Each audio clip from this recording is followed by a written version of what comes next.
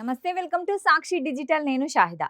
LPG cylinder వినియోగదారులకు సంబంధించిన ఈ కేవైసీ గడువు ఆగస్టు 16, 2026తో ముగిసింది. దీంతో గడువులోగా ఈ కేవైసీ పూర్తి చేయని వినియోగదారులు ఇప్పుడు ఏం చేయాలి? ఎల్పిజి కనెక్షన్ రద్దవుతుందా? సిలిండర్ బుకింగ్ చేసుకోవచ్చా?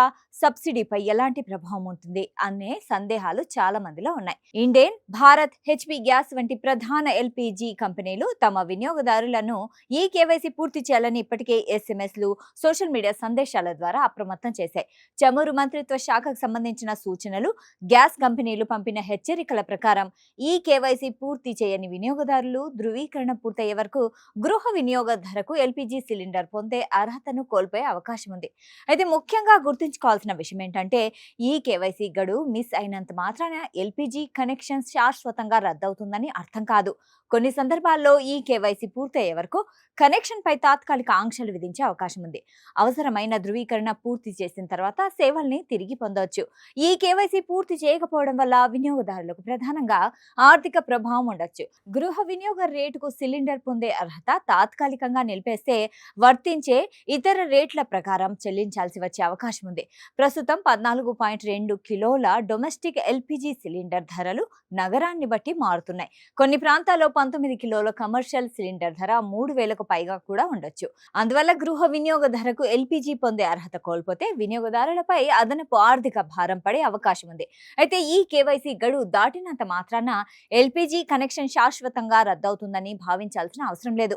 గ్యాస్ కంపెనీల హెచ్చరికల్లో ఈ కేవైసీ పూర్తయ్యే వరకు కనెక్షన్ ప్రయోజనాలు తాత్కాలికంగా నిలిపివేయడం జరుగుతుందని మాత్రమే పేర్కొన్నాయి.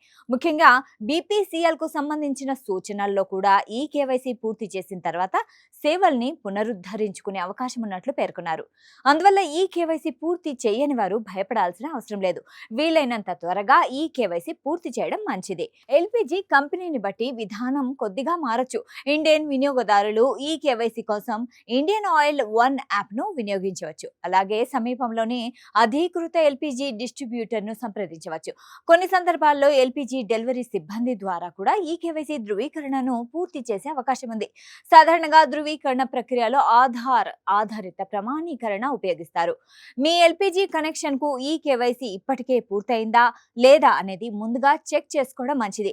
ఈ కేవైసీ పూర్తయి ఉంటే మళ్ళీ అదే ప్రక్రియ చేయాల్సిన అవసరం సాధారణంగా ఉండదు. పూర్తి కాలేదని తెలిస్తే మీ ఎల్పిజి కంపెనీకి చెందిన అధీకృత యాప్, అధికారిక ఛానల్, ఎల్పిజి డిస్ట్రిబ్యూటర్ లేదా డెలివరీ సిబ్బంది ద్వారా ధృవీకరణ పూర్తి చేయొచ్చు. గడువు ముగిసినందుకు ఎల్పిజి కనెక్షన్ వెంటనే శాశ్వతంగా రద్దవుతుందని ఆందోళన చెందాల్సిన అవసరం లేదు.